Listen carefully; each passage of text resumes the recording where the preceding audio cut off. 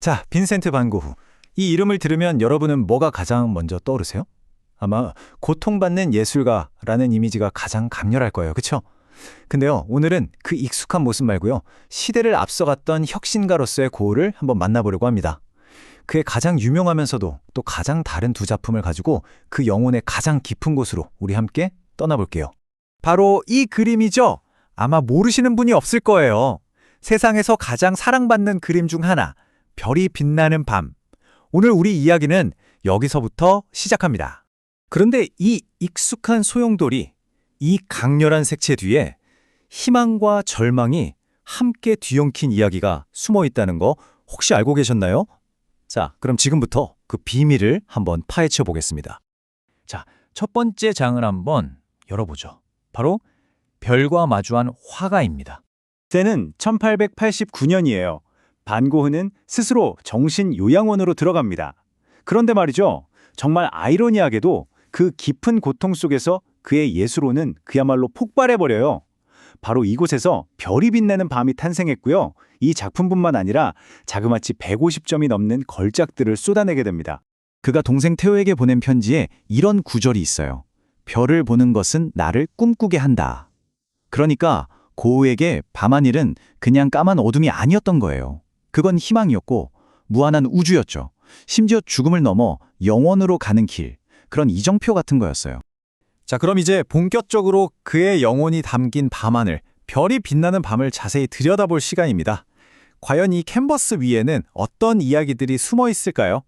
이 그림을 가까이서 본다고 상상해 보세요. 물감이 그냥 칠해진 게 아니라 거의 덩어리째 발라져 있죠. 이걸 임파스토 기법이라고 하는데요. 이건 그냥 기술이 아니에요.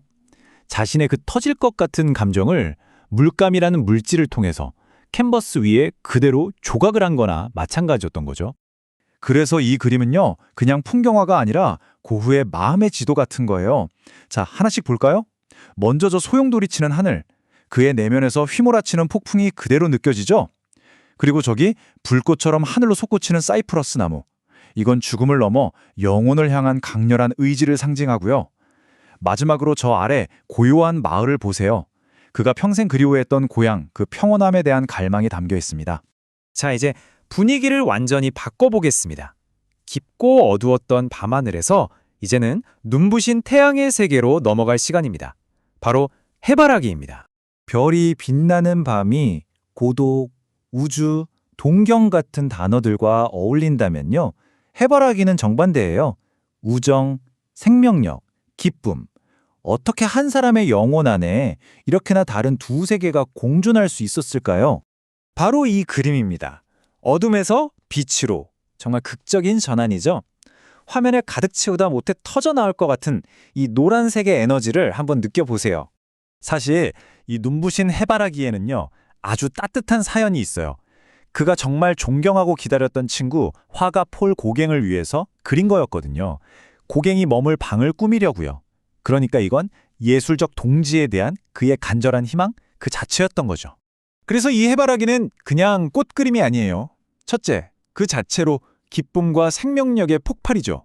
둘째로는 곧 만날 친구를 기다리는 설렘, 바로 우정의 상징이었고요. 또 12송이의 해바라기 그림은 12사도를 상징한다는 해석도 있을 만큼 종교적인 의미까지 담고 있어요. 말 그대로 그의 가장 밝은 희망이 이 캔버스 위에서 활짝 피어난 겁니다. 자, 이제 마지막 이야기입니다. 빛과 어둠, 이 상반된 두 작품을 통해 그의 삶과 그가 남긴 유산에 대해 한번 생각해보는 시간을 갖겠습니다. 두 걸작을 이렇게 나란히 놓고 보니까 그 차이가 더 극명하게 보이죠. 한쪽은 우주적인 고독을 담은 깊고 푸른 코발트 블루, 그리고 다른 한쪽은 생명의 기쁨이 폭발하는 노란색의 교향곡. 정말 한 사람의 영혼이 품었던 양극단이 이렇게 캔버스 위에 고스란히 펼쳐져 있습니다. 하지만 정작 그가 살아있을 때 세상은 이 위대한 천재를 알아보지 못했어요. 그가 평생 동안 돈을 받고 판 그림이 여러분 몇 점인 줄 아세요? 단 한 점이었습니다. 정말 믿어지지가 않죠. 그런데 그가 죽고 나서 상황은 완전히 달라집니다. 이 비극적인 아이러니를 보세요. 1987년에 그의 해바라기가 경매에 나왔는데 당시 미술품 경매 역사상 최고가를 기록합니다.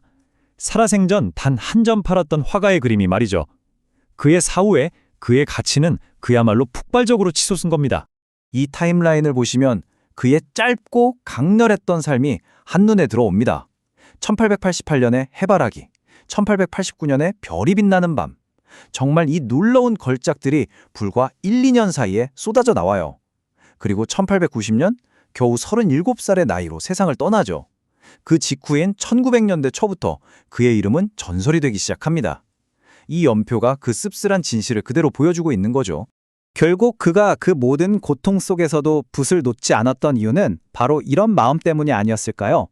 나는 그림 속에서 음악처럼 위안이 되는 무언가를 표현하고 싶다. 그리고 그는 성공했습니다. 그의 그림은 100년이 훌쩍 지난 지금도 우리에게 말을 걸고 따뜻한 위로를 건네주고 있으니까요. 어떻게 그토록 고통스러운 삶이 이토록 눈부시고 찬란한 예술을 낳을 수 있었을까요? 어쩌면 가장 깊은 어둠 속에서 가장 밝은 별을 그려냈던 화가 빈센트 반 고흐. 그가 우리 모두에게 던지는 영원한 질문일지도 모르겠습니다.